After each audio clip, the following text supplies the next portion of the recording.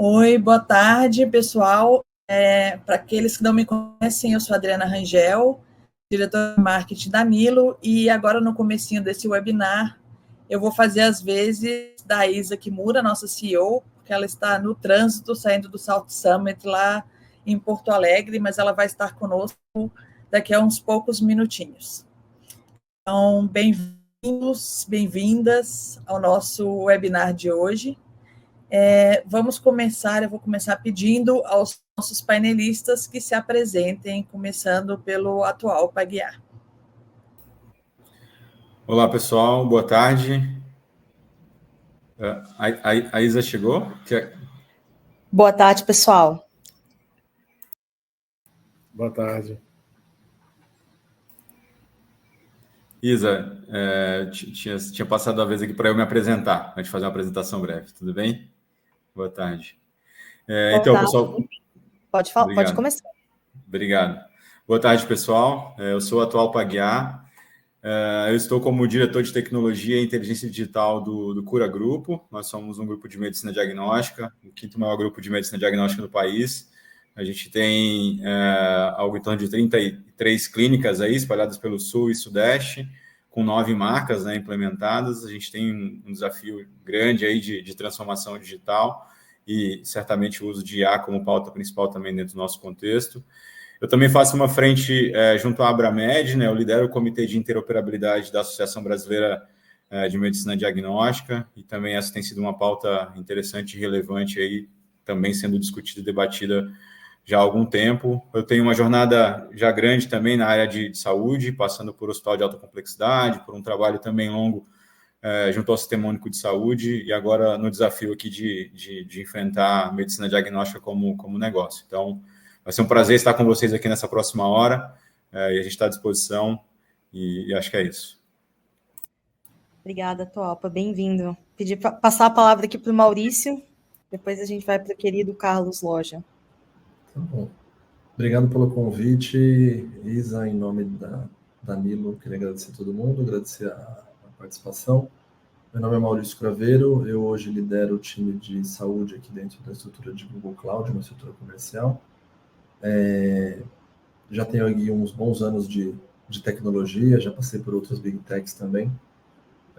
E a gente tem trabalhado bastante com esse mix, né, de interoperabilidade na área da saúde, esse problema de fraude, abuso e sinistralidade, entre outras situações. E tudo isso, todo mundo tem buscado muito as aplicações de inteligência artificial e outras de tecnologia para poder trabalhar em cima disso, né? Então, acho que a ideia é a gente poder compartilhar um pouquinho disso com vocês hoje aqui.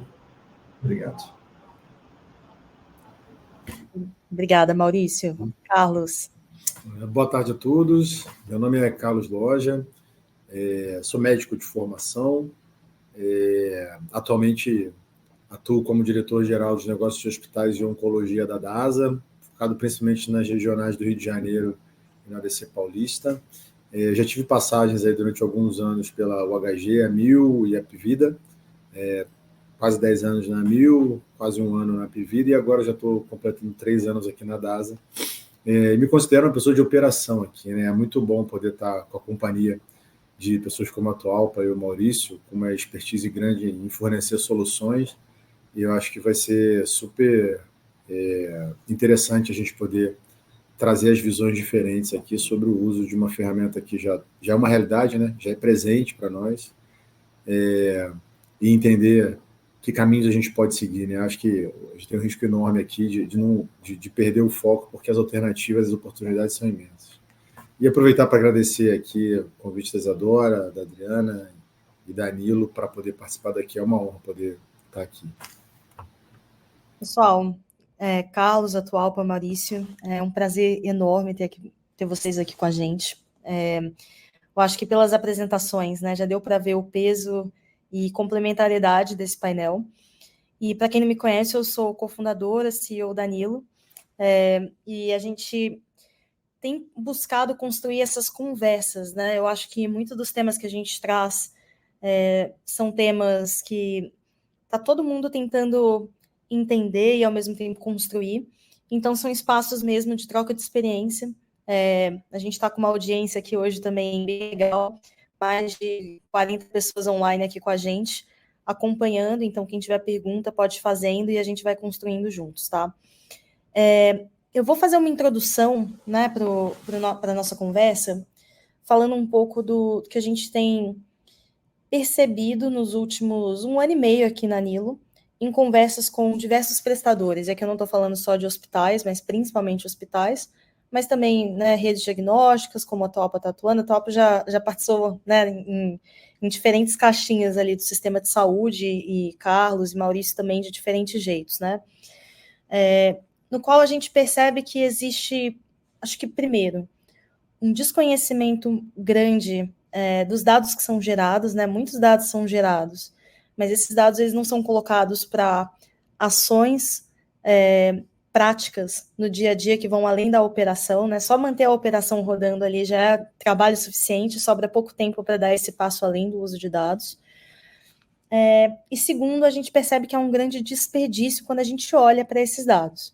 Que tipo de desperdício? Na média, com os nossos entrevistados aí nesses últimos 1 ano e meio, a gente percebeu que cerca de 60% a 80% das solicitações que são feitas dentro de um hospital, que podem ser realizadas dentro desse hospital numa jornada de paciente conectada, são perdidas, né? E ali a gente está falando de não só uma experiência quebrada para o paciente, mas também a gente está falando de um desperdício financeiro para aquela instituição. E eu acho que, como a gente vem também, aí não como Nilo, né, mas como sociedade, chegando num ponto de inflexão, onde soluções para melhor rentabilidade, para melhor efetividade dos serviços, né, precisam ser priorizadas, e aí, tipo, chegou a hora, né, de olhar para soluções tecnológicas. Esse tipo de insight se torna super importante para a gente orientar quais tipos de soluções a gente vai trazer, né, e como a gente pensa sobre essa visão de tecnologia nos próximos anos dentro do sistema de saúde. Então, acho que para isso eu vou começar com uma pergunta para todos, uma pergunta bem aberta, e vou perguntar, assim, na sua experiência, né, na experiência de cada um de vocês, o que vocês têm visto acontecer, né, em adoção de tecnologia para a redução de desperdícios? Se vocês puderem trazer aí 1 ou 2 exemplos que aconteceram dentro da experiência de vocês ou com algum conhecido, vai ser bem legal para o pessoal tangibilizar. Quem quiser começar, fica à vontade. E Atualpa, acho que está no mudo. Desculpa, ordem alfabética de novo ou a gente começa... Pode ser? Vou tomar um pouco à frente, então, pessoal. Então, Isa, acho que as empresas de saúde, elas não vivem mais sem tecnologia, né? Então, a gente precisa ter a aplicação de tecnologias de ponta nas operações e nos processos médicos assistenciais e no back-office também, para que esse negócio se sustente, né? A gente tem observado aí a criticidade que é o momento do sistema de saúde nas 3 esferas, né? Dentro do contexto de saúde pública, privado, que é o suplementar também como adicional. E a gente tem observado que usar tecnologia, de fato, passa a ser absolutamente necessário. O Carlos acabou introduzindo um ponto ali, que é o portfólio também muito aberto, né, e uma exposição absurda de muitas tecnologias presentes e disponíveis a todo tempo, que nos leva na cadeira que eu, por exemplo, ocupo aqui, a ter que priorizar e focar naquilo que de fato vai fazer a diferença, né? Mas do ponto de vista mais prático, né, de como a gente tem observado, o uso da tecnologia para um contexto de busca de eficiência operacional talvez para a gente nesse momento o maior objetivo, né? Então, numa pauta crescente aí de redução de custos, de ser eficiente de fato, as tecnologias que circundam esse tema de alguma forma, elas precisam ser muito bem observadas e, se aplicáveis, né, a gente precisa ser muito rápido. Então, não dá mais para a gente construir um projeto de 6, 8 meses, né, para implementar. A gente tem que entender rapidamente qual é o benefício daquela tecnologia e aplicar aquilo também num movimento muito rápido. Então, de maneira breve aí para esse primeiro ponto, acho que a gente não vive mais, né, sem esse contexto de TI presente em todos os nossos processos, de tecnologia presente em todos os nossos processos, E eu acho que o objetivo mais claro e urgente desse momento é essa busca pela eficiência operacional. Então, o resto vem caminhando aí em paralelo, né, o que é o contexto mais paralelo, mas a busca por eficiência é talvez, nesse momento, o carro-chefe, né, para o uso de tecnologia, na minha visão. Corroborando aqui, Isa, com a Atualpa, o que a gente experimenta na operação é essa realidade, né? Da gente, e eu achei ótimo ele falar a questão da ferramenta de 8 meses, eu brinco porque um colega que estava numa área corporativa e assumiu a operação de uma unidade de negócio agora, ele veio conversar comigo para tentar entender como é que seria essa transição. Eu falei para ele assim, amigo, aqui o negócio é de execução. Então, você não vai ter tempo de montar o PowerPoint, analisar, controlar todas as variáveis. É claro que existe uma responsabilidade nossa como líderes de negócios em mitigar potenciais riscos e tomar as melhores decisões, mas o fato é que a operação nos dá um horizonte temporal diferente, né, na construção das soluções. E aí a tecnologia, como o Topo falou, em diversas dimensões, nos ajuda muito quando automatiza alguma função. Então, não necessariamente... eu vou citar aqui alguns exemplos não vai ser inteligência artificial, mas automações, algoritmos, coisas que nos suplantam hoje. A gente tem alguns exemplos que são do dia a dia hoje. Então, eu vou tentar citar, se me permite, até mais de dois. Primeiro, talvez seja o maior lugar comum quando a gente fala de exame de imagem, né? Então, a gente tem um protocolo hoje que acelera as imagens de ressonância e, através de avaliação, os protocolos que eram feitos para músculo esquelético, que a gente tirava em torno de 40 minutos, a gente consegue fazer em 20, né? Então, é um aumento de produtividade considerável por conta de um software, de uma ferramenta de inteligência artificial que olha para aquela imagem e consegue trazer mais eficiência, né? Então, o que se acreditava antes, uma ressonância que fazia entre 800 e 1.000 exames por mês, a gente tem exemplos hoje de ressonâncias que fazem 1.300 exames por mês, e isso é, de fato, eficiência na veia, né? Outro exemplo que eu posso te dar, ferramentas de ciclo da receita. A gente sabe que o processamento de contas hoje ele é um desafio enorme, não só na questão da construção dela, mas no processamento dela até gerar, de fato, um faturamento, e mais do que isso, depois de gerar um faturamento, ela virar dinheiro de fato, né? Que é o prazo de recebimento, todo o processo do contas a receber. Então, a gente tem hoje ferramentas que fazem faturamento automático de diversas contas, que a partir de uma configuração, você precisa de... Uma pessoa consegue gerar o faturamento de um número muito maior de contas do que conseguia fazer sem essa ferramenta, né? Então, isso para mim é um exemplo clássico. Até ferramentas hoje, ferramentas de NLP, que conseguem rastrear dentro do seu prontuário registros de forma não estruturada, quer dizer, que não seja num campo estruturado, mas em campo livre, consegue identificar a partir da configuração de alguns algoritmos que palavra a gente está buscando, identifica e traz para a gente qual é a oportunidade que foi gerada a partir daquilo que a gente previu que poderia ser uma oportunidade de negócio, né? Então, para nós, hoje, isso é uma ferramenta, e o Atualpa foi muito feliz quando falou sine qua non. Eu não penso hoje em como eu vou administrar um negócio desse aqui, onde eu tenho próximo de 1.300 leitos, com 5.000 funcionários, e eu não vou, sem ter ferramentas de tecnologia nas mais diversas configurações e vertentes, né? Então, são 3 exemplos aqui, e a gente acha que vai poder citar mais alguns aí ao longo dessa hora. Vou puxar um pouco a sardinha para o meu lado, né, Isa? Aqui no mundo de tecnologia, acho que a gente tem bastante coisa para fazer, né? Eu acho que, olhando as oportunidades na indústria de saúde, acho que, talvez, infelizmente, né, a gente ainda tem um volume de abuso, de fraude e de dificuldade na gestão de sinistralidade que traz essa oportunidade, que por um lado é positivo, mas acho que também falta um pouco de maturidade para todo o ecossistema conseguir trabalhar em conjunto, né? Então, olhando especificamente sobre a parte do desperdício, que é um pouco do que você perguntou, eu acho que o tema da interoperabilidade ele é fundamental porque ele faz com que as pessoas façam exames excessivos, consultas desnecessárias, fora da rede. Isso ataca muito a inflação médica, sinistralidade, e que acaba prejudicando todos os profissionais, mas também os consumidores, né? Então, isso é um tema muito pesado, mas olhando para o lado da produtividade, como o Carlos falou, a gente vê muitos algoritmos e soluções que automatizam parte dos processos, né? A gente tem, não exatamente na área da radiologia, mas na patologia, a gente desenvolveu uma solução de patologia digital que a gente sabe que especialistas e patologistas a gente tem em poucas quantidades, né? E tradicionalmente exige-se que o patologista tem que estar no laboratório para laudar, por conta de máquinas de alta performance, imagens de alta resolução. Então, a gente acabou desenvolvendo soluções web para conseguir viabilizar esse laudo remoto, e mais do que só o laudo remoto de um patologista em cima de uma lâmina digitalizada, algoritmos que auxiliem o processo de horas de um patologista fazendo um laudo daquilo. Então, muitas lâminas automaticamente já vêm com uma imagem embaçada, vem com desfocado. Então, assim, você consegue criar vários algoritmos até mais operacionais e bem básicos que dão muita produtividade para ganhar escala nesse tipo de análise de alta performance, né?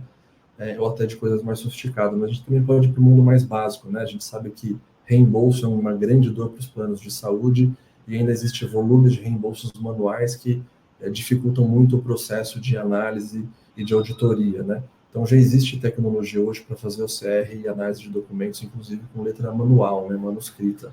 Então, acho que a gente tem diversas oportunidades aqui para poderem ser desenvolvidas e trabalhadas em cima disso.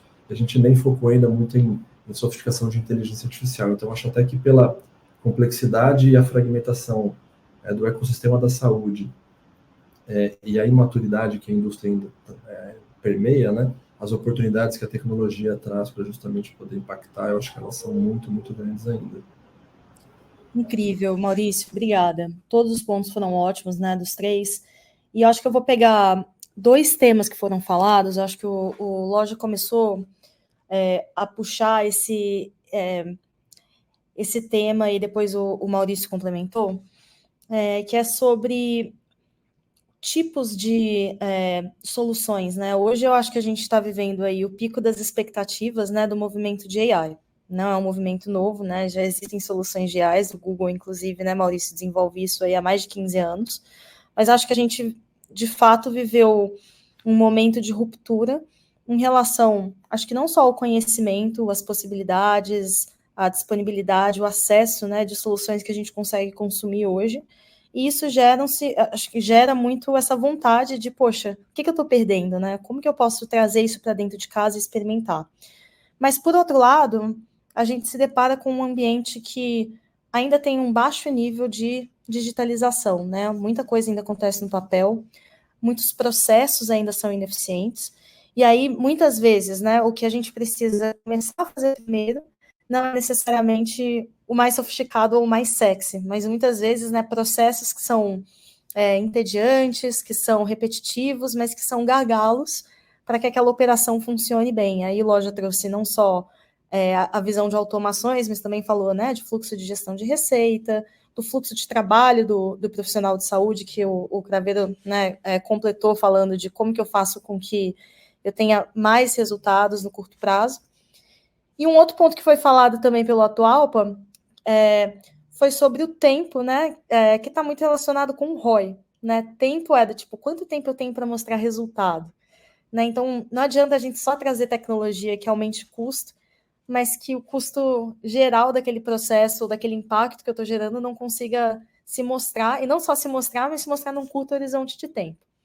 E aí, com isso, eu volto a minha pergunta para o Carlos e para o Atualpa de, né, dessa visão, né? Aqui a gente está com um público muito legal de pessoas que estão colocando a mão na massa, na operação mesmo, né? Do tipo, assim como a gente. Como priorizar, né? Como que foi a sua jornada de falar assim, por onde eu começo? Se você puder contar um pouquinho desse racional e do que vocês acabaram implantando na prática, eu sei que nos 2 lados ali, vocês fizeram parte dessa transformação digital que as respectivas empresas estão construindo. Quer começar, Carlos? Ordem alfabética. Boa. Não, legal. Falando um pouco também de experiências passadas, né? Então, acho que o primeiro ponto é o nível de uso da tecnologia está muito alinhado e ele é determinado pela maturidade tecnológica de cada uma das instituições, né? Acho que as instituições, algumas estão mais prontas para poder usar melhor, né, as tecnologias que estão aí nesse cardápio que é sempre exposto, e outras ainda estão em uma maturidade que não lhes permite fazer esse processo mais disruptivo, né, de usar efetivamente tecnologia. Então, da minha instituição anterior, que é um hospital de alta complexidade, a gente acabou conseguindo chegar num nível de maturidade onde eu consegui entregar efetivamente tecnologia de ponta para o paciente, né, colocando o paciente no centro das relações, eu consegui dizer, olha, a partir desse entendimento, né, de que o meu cliente precisa de tecnologia para ter um cuidado mais adequado e melhorado, não que eu deixe o processo assistencial de lado, né, mas eu uso a tecnologia para poder facilitar todo esse processo. E isso acabou facilitando muito a nossa jornada de transformação ali, porque a gente também passou por uma etapa de aculturamento do próprio paciente. O próprio paciente entrou e embarcou na jornada digital, né? Então, a gente percebendo quais eram os pontos ali de fricção da jornada, a gente foi tentando entender o que a gente precisava entregar primeiro, né? Então, naquela experiência, enfim, alguns exemplos, né? A gente entendeu que as recepções paravam porque o paciente demorava muito tempo para poder ter uma abertura de atendimento, porque o atendente demorava para poder consultar elegibilidade e autorização no site da operadora, enfim. Então, uma das primeiras entregas foi, como é que eu automatizo esse processo? O paciente tem que agendar uma consulta, um exame, ele tem que chegar na recepção ali do hospital como se ele estivesse embarcando no avião. Ele vai apresentar um QR Code somente e vai ser direcionado automaticamente para o consultório, né, para o ambulatório, enfim. Então, essa foi uma das entregas, mas por conta de uma dor muito mapeada, né? A gente entendeu que esse era o maior gargalo. Então, quando eu digo aí da maturidade, da instituição, é olhando muito para isso, né? Se a gente não tivesse ali na prontidão de desenvolver algo rapidamente e conseguir superar essa barreira, né, de criar um novo produto, entregar esse novo produto rapidamente para o cliente, a gente não teria como fazer esse movimento. Então, e aí, olhando para o desafio atual, o Cura Grupo ainda está numa maturidade tecnológica baixa, né, em comparado com o mercado. Apesar disso, a gente está tentando fazer movimentos com passos largos, né, para que a gente consiga alcançar rapidamente as referências de mercado. Mas, nesse momento, a gente tem buscado implementação de ERP centralizado, implementação de projetos com uso de nuvem, né, efetivamente, estão tendo em vista todo o custo aí na geração de imagem, armazenamento de imagem, necessidade de processamento, alta disponibilidade dessas imagens para os médicos que laudam, olhando para exames anteriores, por exemplo, nos levam a priorizar temas, né, que entreguem valor para o cliente. Então, de novo, né, então, para resumir, eu acho que a gente precisa sempre colocar o cliente mesmo no centro da relação, no centro da primeira questão, entender qual é a principal dor, seja ele um paciente, um médico ou um colaborador da instituição, e aí entender qual é o nosso poder de desenvolvimento de tecnologia, né? E aí, de acordo com a maturidade de cada um das instituições, a gente consegue priorizar uma atividade em outra em detrimento de algo, né? Então, a gente vai sempre fazer esse contrabalanço, né? Eu priorizo algo e acabo despriorizando uma outra frente. Então, e aí, de acordo com a nossa maturidade, você consegue avançar num caminho ou outro, mas, óbvio, tentando entregar o melhor valor possível para o cliente final. Incrível. Muito bom, Top. Eu até brinco que eu tenho uma frase que eu uso com mais frequência até do que eu gostaria, que é: a gente tem tanta oportunidade que a gente tem um risco enorme de não fazer nada, né? Se a gente não Isso aí. Porque a gente fica pensando na oportunidade, construindo projeto e não executa nada. Então, é um risco, mas esse é um risco real, assim, gente. Todos os dias eu preciso, de alguma forma, mitigar isso, mediar isso, porque é muita oportunidade. É muita oportunidade. Então, na minha cabeça, passa 3 ou 4 critérios, assim, eu vou ser muito prático aqui para te dizer, quando chega alguma proposta, e, cara, a gente tem um time super criativo, inventivo, que busca o tempo inteiro fazer mais, melhor, com um pouco menos. Então, primeira coisa que a gente faz qual é a facilidade ou a dificuldade de a gente fazer isso? Cara, se é difícil, a gente vai para a segunda pergunta. Se é fácil, e a gente vai para a segunda pergunta, daí pergunta, qual é o impacto disso? O impacto ele é grande, médio ou pequeno? Ah, legal. É o impacto grande e é fácil. Não tem nem mais pergunta. Bora, faz. Ah, não, é difícil e o impacto é grande. A próxima pergunta é, qual é a abrangência disso? Essa abrangência, ela é grande ou ela é pequena? Ela vai envolver várias unidades que a gente tem, ela vai envolver um único setor, ela vai trazer alguma coisa que traz outros benefícios como consequência. E caso essas 3 perguntas sejam respondidas, a gente vai para a próxima, que é quanto vai custar. Porque, de fato, se também for um custo que inviabilize, a gente vai para mais fácil e prioriza desse jeito. Assim. E o Atop foi muito, muito feliz quando ele disse, a gente, não sei se a gente vai conseguir construir a coisa como a gente gostaria, de trás para frente, mas a gente pode montar o quebra-cabeça, como se fosse sabe aqueles filmes que a gente vê, que começa com uma cena, um casal, e aí depois vem uma criança, com um lago, aí vem alguém jogando bola. Você não sabe o que vai dar no final, mas uma hora a gente monta o quebra-cabeça. Então, na saúde hoje, a minha experiência do dia a dia mostra que a gente está num cenário bem parecido, sabe? A soma desses pontos vão precisar alguém olhando para o sistema, a gente vai ligando isso ao longo do tempo. Um sistema em ebulição, como a gente está vivendo, a gente vai captando oportunidades naquela polegada que está mais próxima ali, sabe? Claro que sem perder a visão do todo, sem perder o médio para o longo prazo, sem perder a perspectiva.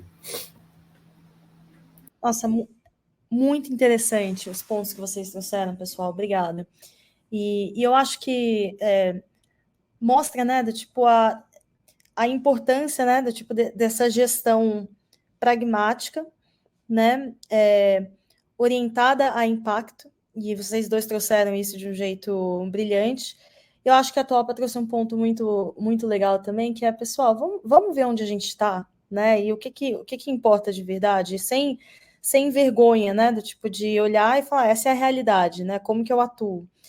Porque eu acho que existe muitas vezes essa discrepância entre a vontade de consumir, né, consumir coisas que estão disponíveis, que a gente ouve outras pessoas fazendo, que a gente ouve o Google lançando, outras empresas lançando, mas às vezes a gente precisa construir esse caminho para chegar lá e para que isso tenha algum impacto real na prática, né, e não seja só aquele projeto que a gente publica ali no jornal, na release, para falar que está se digitalizando.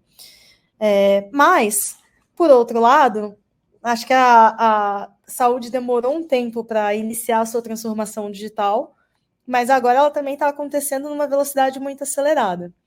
E eu queria convidar o Maurício para contar um pouco, né, do que está acontecendo do outro lado, né, das soluções que também não param de evoluir. E aí, só antes de passar a palavra, Maurício, acho que o Loja trouxe um ponto muito legal, que não dá para ter aquela analysis paralysis, né, do tipo, eu quero fazer o projeto perfeito, da arquitetura perfeita, porque quando você está no meio da construção dessa arquitetura, tudo já mudou, né, do tipo, o que cada caixinha servia para fazer já está defasado, já tem uma nova empresa que está fazendo um pedaço daquilo muito melhor.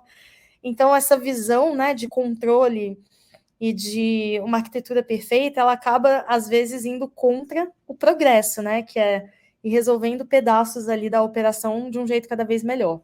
Mas vai lá, Maurício, conta pra gente o que está tendo de legal que você tem visto, como principalmente guiado pela IA, né?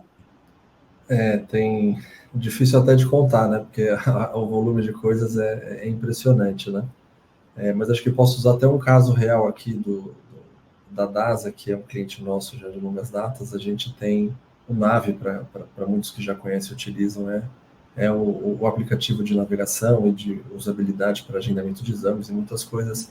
E para qualquer empresa como essa, sempre teve, eu como cliente, tinha essa experiência de ter que passar um exame médico, 1 a 1, pela telefonista, ela tem que encontrar. Isso melhora muito a experiência do usuário quando a gente aplicou tecnologia. Então, a gente usou lá um algoritmo até que relativamente simples de OCR para conseguir fazer a identificação de todos os exames. Aí vem a NLP junto e um batimento mais complexo de integração com tecnologia para automatizar esse processo, né? Então, a gente tem visto cada vez mais o processo de atendimento exigir o menos contato humano, mais agilidade e um processo mais self-service, né? Então, isso acho que traz um caso de uso realista que já está em produção e a gente já usa com a DASA no uso de tecnologia como o nosso. Mas a gente tem coisas até mais avançadas, né? Então, para quem não conhece, o Google tem um evento anual global que a gente chama de Google Checkup, né? O Google Checkup ele aconteceu, inclusive, há 2 dias, na terça-feira, e a gente acabou de mostrar lançamentos de algumas soluções que são bem inovadoras, e uma delas é a capacidade de uma IA generativa multimodal em analisar imagens de raio-x de tórax. Então, a gente nada mais fez do que, com o nosso time de engenharia, de treinar com milhões de imagens de raio-x de tórax para 13 achados específicos que foram determinados, e aí eles aplicaram uma capacidade multimodal para você poder interagir com um chat, para você interagir com essa IA que faz análise. Então, você pode fazer perguntas semânticas sobre análise de imagem daquela imagem de raio-x de tórax, e não é mais só uma biclassificação se tem ou não tem pneumonia ou qualquer outro tipo de achado dentro daquela imagem radiológica, né? Então, esse é o tipo de solução em algoritmo que ainda está em fase de pesquisa, experimentação, mas já está bem madura, porque a gente começa a combinar, né? A gente vê que a história da tecnologia e da humanidade não é só a inovação por trazer alguma coisa nova, mas é combinar coisas, como o telefone combinou o áudio com a música, com o vídeo, com a televisão. Então, assim, a gente combinar o que já existia, que eram algoritmos de NLP ou de chatbots, com algoritmos de imagem que faziam análise e auxiliavam diagnósticos, você combina eles e traz essa capacidade multimodal que algoritmos de inteligência artificial trazem, né? Mas a gente também vê uma possibilidade muito grande para os canais de atendimento, né? Então a gente vê isso tanto para todos os segmentos, não só para a saúde, né? Mas a gente sabe que existe um gargalo e um custo muito alto para qualquer canal de atendimento. Então muita gente hoje começou a drenar ou a direcionar esse atendimento de uma maneira mais digital para o WhatsApp da vida e outros canais digitais, mas a gente tem também uma solução de inteligência artificial que acaba auxiliando muito nesse processo de centralização dessa inteligência para poder multicanalidade dar essa mesma experiência, seja por voz, seja por texto, seja por WhatsApp, no próprio aplicativo das empresas, você conseguir ter uma navegação mais intuitiva e mais próxima da linguagem humana, né? Então a gente acaba enxergando um potencial aí bem relevante e significativo do que a inteligência artificial traz, e cada vez mais simplificando a adoção a esse uso, né? Porque a inteligência artificial, quando nasceu, ela exigia muito das empresas contratarem ter as suas áreas com os famosos cientistas de dados, que eram recursos extremamente caros e complexos de se achar, porque você deveria construir o seu algoritmo do zero, né? O que as Big Techs, o Google está no meio disso tudo, acabou auxiliando, a gente criou soluções que são aceleradores, né? Então você não precisa criar nada do zero, a gente já tem aqui várias APIs e soluções de inteligência artificial para a saúde, inclusive elas estão aqui, de uma maneira grosseira e simplificando, 80% prontas, né? Então, ao invés de você ter um time sofisticado de inteligência artificial, você precisa trazer um time que conheça de tecnologia e tenha noções básicas de estatística e de inteligência artificial para fazer um treinamento, ou o que a gente chama de fine tuning, né? Um ajuste fino nos algoritmos, para poder, de fato, usar essas soluções todas, né? Seja para uma classificação básica de imagem, seja para algoritmos mais sofisticados de NLP, ou até para outros cenários, como atendimento, ou CR, ou qualquer outro que a gente queira trabalhar aqui. Então, a gente tem visto muitas dessas soluções sendo embarcadas, né, nos problemas de negócio para, de fato, a gente poder combater o que, de fato, é um problema, né? E coisas assim, a gente falou mais cedo, que a gente valoriza muito, que é o fazer o básico bem feito, né? Então, a gente fala muito do problema da interoperabilidade, mas o Google também tem muito esse viés de criar soluções para a comunidade ou para a humanidade, né? Então, a gente teve uma iniciativa super interessante com a Organização Mundial da Saúde, que é criar um SDK para desenvolvimento de aplicações mobile, para, de fato, ajudar os desenvolvedores a conseguir padronizar o conteúdo clínico e médico dentro desses aplicativos. Então, a gente sabe que o FHIR é um padrão global, ele sabe que é uma coisa mais complexa e difícil para entender, e quando você pensa num desenvolvedor de aplicativo e falar, na hora de você armazenar o meu dado, não joga ele no banco de dados tradicional, eu quero que você armazene ele no modelo FHIR, o cara vai mandar você passear, né? Então, assim, a gente cria níveis de abstrações e soluções tecnológicas para poder simplificar, o que acaba trazendo depois um valor agregado para poder conectar melhor o universo da interoperabilidade com todo o ecossistema, né? Porque, como a gente falou mais cedo, o desperdício e até a própria jornada, puxando um pouco a sardinha para o lado de vocês, né, que usam tecnologias nossas, ajudar a navegar o paciente, ajudar nessa jornada, ele é um processo difícil. Sem acesso à informação, que no mundo da saúde só é viabilizar através de algum nível de interoperabilidade ou coleta das informações e harmonizá-las de forma centralizada, fica sempre mais difícil. Então, você precisa tomar uma decisão baseada em alguma coisa. Para a inteligência artificial, não é diferente. Se você não tiver dados com qualidade, com volume e variedade, você vai ter problema para construir os seus próprios algoritmos, né? Incrível, Maurício. Eu vou aproveitar esse gancho e vou soltar aqui uma pergunta para a nossa audiência. Tem quase 70 pessoas aqui online, e é justamente sobre o quanto que das pessoas que estão aqui, né, a gente já está tendo uso de ferramentas de automação e inteligência artificial. Todo mundo que está assistindo aí vai ver na tela, começa a votar e a gente vai vendo aqui o resultado ao vivo enquanto as pessoas votam. Mas, enquanto todo mundo está respondendo, eu queria puxar, me aprofundar em algumas coisas que você falou, Maurício, que eu achei muito interessante. Primeiro é o fato de que a gente está agregando, né, diferentes tecnologias para gerar impacto na ponta, né? Que a IA sozinha, ela é uma ferramenta que tem essa capacidade de conectar diferentes soluções e diferentes fontes de dados que já existem, e que ela é potencializada quando construída em superfícies, né, que permitem isso. Eu acho que isso é muito, inclusive, da nossa filosofia aqui na Nilo, né? Sendo uma ferramenta de engajamento e fidelização de pacientes, a gente identifica que tem pontos dessa jornada onde não só eu preciso ter mais dados e mais dados estruturados que permitam que eu tome ação, mas também que eu possa usar esses dados para gerar insights que também façam que essa ação seja mais rápida. Então, não são não são tecnologias que competem, né? Na verdade, que se somam e vão potencializando a jornada do paciente e a jornada do operador que está ali do outro lado.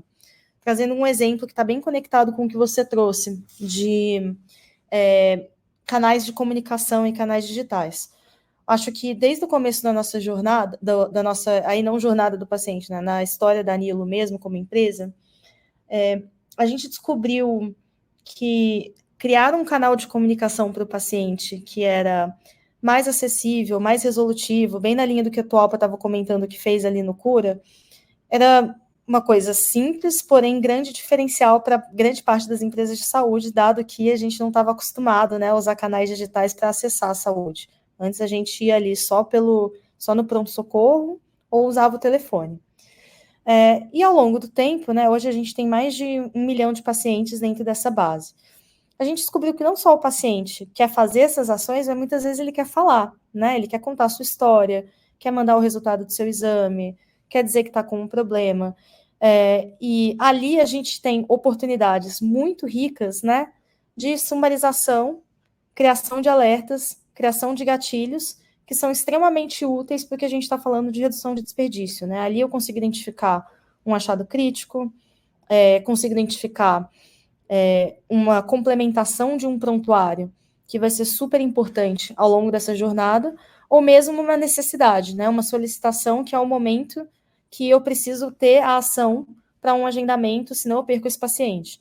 Então, eu acho que sem, né, as ferramentas digitais de comunicação, sem esses canais, a gente não conseguiria fazer isso, mas agora a gente está levando isso para um outro nível, né, que é desintermediar a parte dessa conversa, ou mesmo que tenha ali um agente, conseguir fazer com que isso gere insights cada vez mais automatizados para o processo de navegação. Legal. Eu vou... Se alguém quiser comentar alguma coisa, fica à vontade. Só ia complementar, Isa, que eu acho que o que você falou, cara, talvez hoje seja um momento de muita dor, que é o engajamento, e a gente até identificar quais são as personas que estão envolvidas nisso e adequar a abordagem para cada tipo de persona. Certamente abordar um homem acima de 60 anos deve ser diferente de abordar uma mulher entre seus 20 e 35 anos. E a forma de a gente se comunicar com eles, quanto mais a gente conseguir gerar conexão, melhor vai ser esse engajamento, né? E aí talvez esteja um ponto para a gente cada vez mais trabalhar e entender. Só um comentário adicional também a respeito da qualidade do dado, né? Então, acho que dado está para IA, assim como o Bebeto esteve para Romário na Copa de 94, né? Um sem o outro não existe. Acho que a gente tem essa relação, ela é clara e precisa de fato acontecer. E a gente tem, nesse momento ainda, né?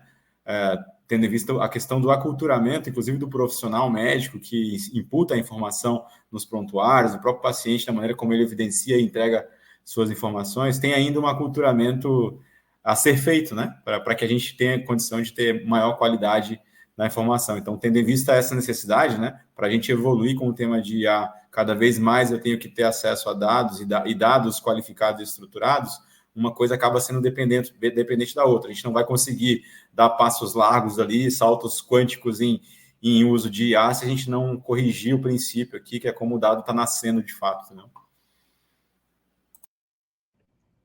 Eu fiquei até curiosa, Craveiro, sobre o tema, né? Você falou 2 vezes do uso de IA para interoperabilidade, né? Que é interessante, assim, esses dias eu achei uma revista do setor de saúde, eu fiz uma transição pessoal do tipo de carreira. Eu sempre trabalhei com tecnologia, mas eu comecei na área de tecnologia para educação. E aí depois eu fiz um híbrido ali entre os dois e acabei chegando na saúde relativamente recente, né? Tem 5 anos. E aí esses dias eu achei uma revista de 10 anos atrás, que era um diretor de um hospital falando, esse é o ano da interoperabilidade dos hospitais, e aí, enfim, contando tudo que ia acontecer naquele ano, 10 anos atrás. Sim. E por um lado, eu acho que isso é um tema que continua aparecendo, né, em congressos como uma necessidade. Eu acho que no nosso processo aqui de relacionamento com parceiros, a primeira pergunta que toda pessoa de tecnologia faz é, tá, mas vai integrar com o meu ERP, né, vai integrar com o meu prontuário? Mas, por outro, é um problema que a gente tem ferramentas para resolver que caem naquele exemplo que o Loja trouxe. Altíssima complexidade, altíssimo custo. Qual que é o impacto mesmo? Putz, vamos deixar para depois, talvez. Então, fiquei curiosa de saber, assim, né, que ângulo diferente você está trazendo para isso aí. Não tem nenhuma solução mágica, até costumo brincar, quando eu falo de interoperabilidade, que é um problema atual e de décadas passadas e talvez para as próximas, né, porque é muito difícil da gente ter a pretensão de achar que vai resolver com qualquer tecnologia, por conta do tempo que isso se instalou na indústria, né. E também falo sempre que não existe magia, não existe magia ou bruxaria, isso aqui é tecnologia, e todo mundo que já passou por um processo de tecnologia sabe que dá problema, tem suas dificuldades de integração e todos os desafios de qualquer projeto tradicional. Na verdade, o que tem mudado, da mesma maneira que a gente acabou entendendo que o mercado tinha uma dificuldade de adoção de inteligência artificial porque não faltavam profissionais, criaram-se atalhos para isso. Então, a gente recebe muita demanda, por exemplo, para prontuários eletrônicos. O Google nunca imaginou que desenvolveria um e não vai desenvolver. Não é o nosso foco, não é o nosso objetivo. Mas como que a gente traz a nossa visão ou nossa capacidade de fazer user experience, né, para analisar dados clínicos? Então, a gente acabou criando módulos ou ferramentas que aceleram esse processo de integração ou extração do dado do prontuário. O prontuário é o dado crítico transacional. E poder fazer a conectividade com os diversos modelos e versões distintas dá sempre muito trabalho e exige recursos de tecnologia que demandam um tempo. Então, a gente, na verdade, desenvolveu soluções que são mais amigáveis, né, o que hoje se diz muito de no-code ou low-code, que faz, dentro de uma IDE, a conectividade direto com o banco de dados para poder extrair esse dado do prontuário e padronizar ele em FHIR para justamente poder auxiliar nesse processo de harmonização ou centralização do dado, porque como o Atualpa bem disse, não adianta eu ter o dado do Maurício no hospital A, no hospital B fragmentado, se eu depois também não fazer a unificação dele, ter a qualidade ou a história completa, ou a maior parte dela, para tomar uma decisão, né? Então, a hora que eu consigo simplificar o processo de extração e ajudo no processo de unificação dele, são temas que estão muito associados ao que o Google tem como até missão, que poucas pessoas não conhecem, né? E a missão do Google é organizar todas as informações do mundo e torná-las universalmente úteis, né? E a gente faz uma derivação disso para a saúde. Como é que eu capturo os dados da saúde e simplifico a integração para torná-las universalmente úteis, para serem de fato utilizadas e aí para trazer para o mundo de IA ou não, é um pouco disso que a gente acaba desenvolvendo. E o que traz aí grandes saltos são justamente esses algoritmos que simplificam o processo. Então, você imagina que o poder da NLP hoje, 1, 2, 3 anos atrás, a gente faz coisas que eram inimagináveis, né? Então, a gente já tem aqui algoritmos generativos do Google que tem capacidade de até 10 milhões de tokens. Eu consigo olhar um sistema de pequeno ou médio porte por inteiro e consigo ajudar a fazer codificação olhando o contexto de todos os módulos e não falar só me dá um código para fazer uma função específica, sem ter uma visão do todo. Então, isso traz uma inteligência muito maior que daqui a pouco eu consigo embutir a capacidade do que são os padrões do FHIR, a interpretação de exemplos de prontuários e simplificar com que eles sejam traduzidos para padrões, né? Porque uma das dificuldades é que a gente não segue as linhas e nomenclaturas padronizadas. Você muitas vezes vai ter que fazer isso manualmente, né? Então, os algoritmos todos, eles acabam simplificando e acelerando muito isso que até outro dia não era. Ou você precisaria de muito dinheiro ou pessoas para poder implementar no projeto tradicional. Então, eu acho que essa escala de evolução de tecnologia que a gente ainda está bem engatinhando para a IA generativa vai trazer aí grandes aceleradores que a gente já tem visto para poder ajudar a resolver o problema da saúde e que, de fato, a gente espera ter um impacto positivo para combater tanta fraude, tanto abuso no sistema que sofre com isso, né? Nossa, sensacional. Alguém aqui, tô lendo aqui no chat, né, o Alexandre e a Lindaiane comentando, falando que está sendo ótima conversa, eu concordo, obrigada aí, pessoal, que tá participando. E eu tenho algumas histórias de guerra, né, eu e o Maurício, a gente tem um amigo em comum, que é o Rodrigo Grossi, e contava que poxa, como que, né, e ele trabalhou muitos anos na Bionexo, né, que foi uma empresa que fez bastante integração aí com ERP nos últimos anos. E ele falava, ó, a gente tinha 3 funcionários ali na Bionexo, que era o José, do interior de Santa Catarina, que conhecia a Tazi versão XYZ, aí tinha o Zequinha, né, que conhecia do tipo o MV, né, tal, e aí, do tipo, toda vez que a gente tinha que fazer uma implantação, a gente chamava essa pessoa que já estava aposentada, para ir lá ajudar a fazer mapeamento do banco de dados, né, e entender o que era o quê. Então, você vê, do tipo, esse conhecimento, né, extremamente centralizado em poucas pessoas, frágil e de uma maneira, né, direta, inútil, porque não um conhecimento, mas assim, a gente inutilizava esses dados, porque a nossa capacidade, né, de fato harmonizar e fazer com que isso gerasse informação em sistema, o custo começava a ficar tão alto que se tornava praticamente inviável. Então, eu acho que, de fato, né, a gente está, inclusive, usando as APIs HL7 Fire do Google, o Framework, para acelerar o nosso processo de disponibilização de dados. Tá bem legal. E eu acho que é uma oportunidade que a gente tem, né, do tipo de, falando de eficiência, né, e falando de redução de custos, de fato, conseguir construir essa matriz que sai de uma saúde populacional, né, genérica para cada vez mais uma saúde de precisão, né, qual que é o dado daquele paciente, naquele momento, que é um pouco o ponto que o Carlos Loja trouxe. Tem uma pergunta aqui, bem legal, da Renata Pareschi, que ela fala assim, como a integração de tecnologias e captação inteligente em saúde e sistemas pode potencializar a eficiência dos cuidados médicos e melhorar a experiência do paciente no futuro? Não sei se alguém se dispõe aí a compartilhar a sua visão com a Renata.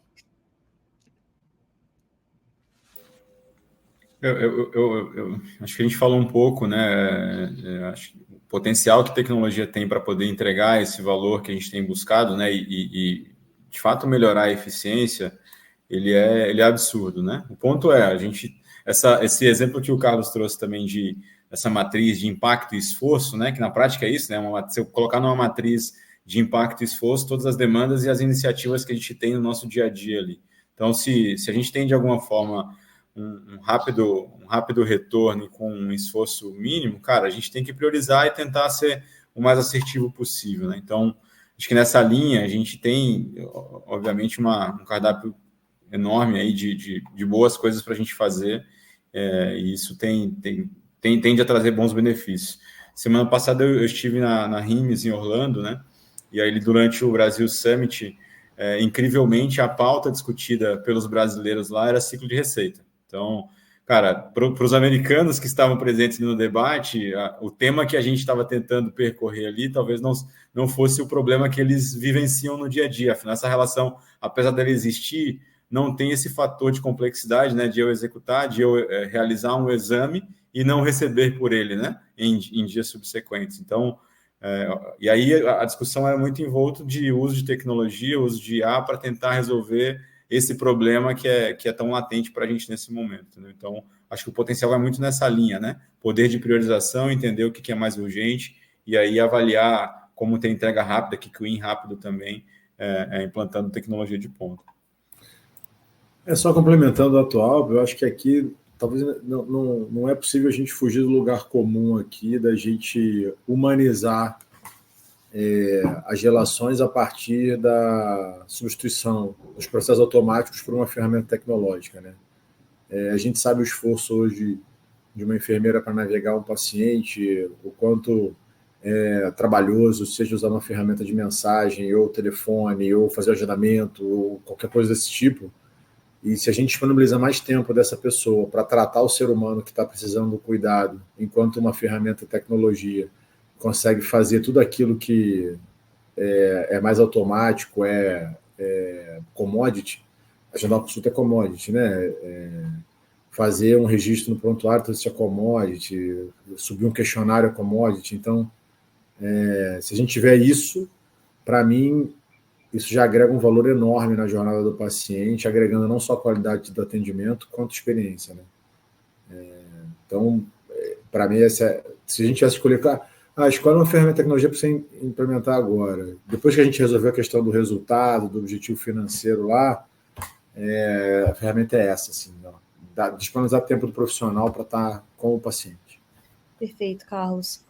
E acho que eu concordo 100% com o ponto que você trouxe. Hoje até eu estava almoçando com uma profissional que ela tem uma operação de 70 pessoas, enfermeiras navegadoras, né, enfermeiros e enfermeiras, né, um time. E daí eu perguntei para ela, qual que é o seu desafio hoje? E ela falou, eu tenho muito desafio na qualidade assistencial, porque o enfermeiro não está falando com o paciente direito e tudo. E aí, acho que foi muito legal, porque a conversa foi para um outro lado. Eu falei assim, será que o que ele precisa é treinamento como enfermeiro? Ou será que o que ele precisa é tempo para conseguir falar com o paciente? Porque a sua tempo consulta... para ser enfermeiro, né? Tempo para ser enfermeiro, porque a sua consulta é de 15 minutos, né? Nesses 15 minutos, esse enfermeiro ele é cobrado por atualizar uma lista de 10 perguntas, fazer check de elegibilidade, agendar uma coisa para o paciente, fazer um pedido de exame, e depois do tipo, ainda pedir um NPS para ele no fim. Quanto tempo sobra, né? E aí eu não estou falando só de tempo na chamada, mas de espaço mental também, para essa pessoa fazer um bom trabalho de enfermagem, né? Para ela ter uma escutativa, para ela ter cuidado. E aí ele é cobrado por dado estruturado no prontuário, né? Então, eu já tinha conversado com o time dessa pessoa, né? E aí os enfermeiros falavam, não dá tempo, eu tenho que trabalhar às vezes 1-2 horas depois, lembrando do que aconteceu na consulta para eu conseguir registrar. E o meu bônus está associado a isso. Então, assim, a gente fala muito na Nilo, eu acho que o trabalho de IA para substituição do profissional de saúde está longe ainda de acontecer, porque a gente precisa garantir que ele seja muito seguro, né? Então, para substituição total, acho que a gente vai ter que chegar num nível de precisão que estamos perto, mas não estamos lá ainda. E esse 5% final demora tempo, porque ele é assintótico. Agora, quando a gente pensa em experiência do paciente, em experiência do profissional de saúde, através de ganho de tempo para cuidar, a gente já tem tudo pronto, né? Do tipo, é isso, é uma ferramenta que do tipo a gente baixa complexidade de implantação e altíssimo impacto e risco minimizado. Então, acho que é muito da tese do que a gente acredita, né? E tenta desenvolver ali como linha de cuidado.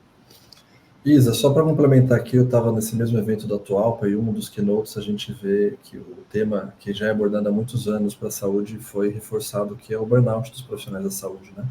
A gente sabe que isso é bem pesado por conta da alta demanda, da falta de profissionais, e de que maneira a tecnologia pode auxiliar nesses processos, né? Então, além do burnout ser um problema, a gente tem profissionais que estão saindo mais cedo da carreira ou até sendo desestimulados, e muitos do que têm uma missão com cuidar da vida das pessoas, elas falam, eu passo pouco tempo do lado do leito.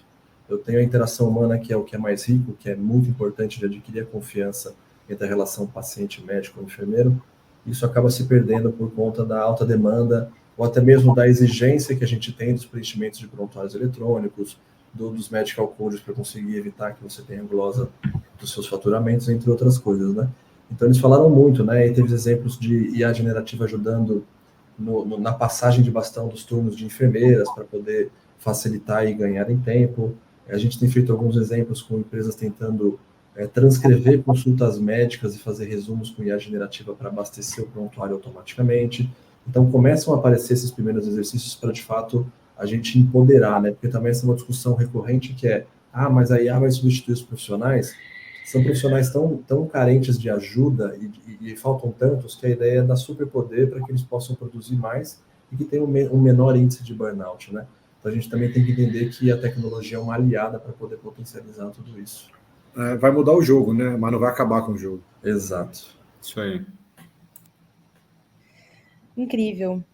E, pessoal, a gente está chegando aqui, né, tá passando muito rápido essa conversa, acho que 1 hora acaba sendo pouco tempo, né, para tanto conteúdo, mas tem aqui algumas perguntas que vão um pouco em linha com a minha pergunta final. Eu vou pegar aqui, acho que dá tempo, talvez se a gente for breve, de pegar mais 2 perguntas aqui mais rápidas. Tem uma que é do Alexandre Abdala, que ele pergunta assim, poxa, legal,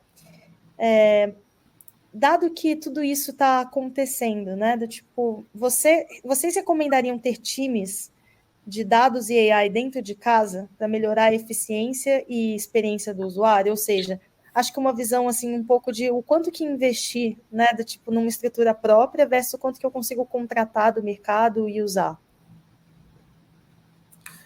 Acho que eu vou até começar aqui da operação, né? Eu vou ser absolutamente franco aqui.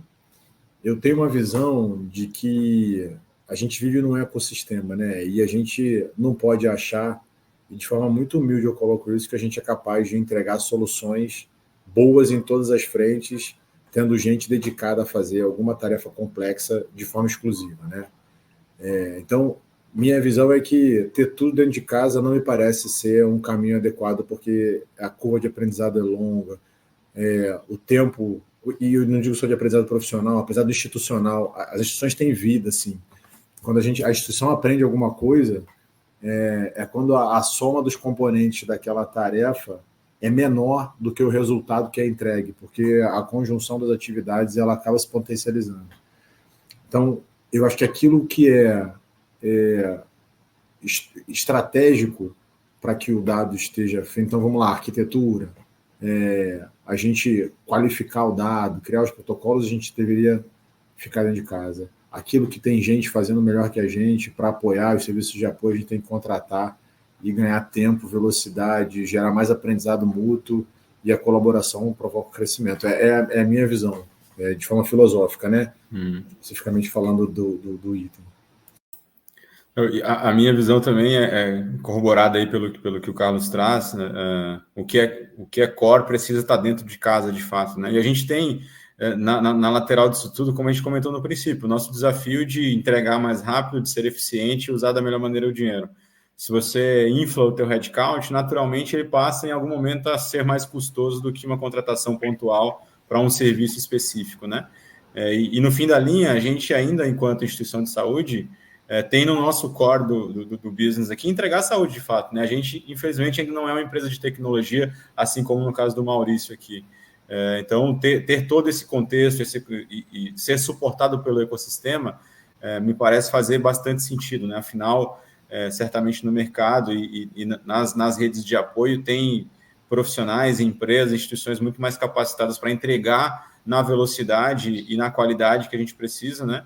Em detrimento aí a formar um time muito capaz, mas ter ainda aí esse largo espaço de tempo para poder capacitar todo mundo e estar presente. Eu até gosto muito de ter time interno de desenvolvimento e um time que suporte efetivamente as estruturas, mas não mais no papel de mão na massa, de executar sempre, né? Mas muito mais de determinar e orientar de que maneira que as coisas precisam ser construídas, né? É muito mais de dizer como do que efetivamente colocar a mão na massa e executar algo.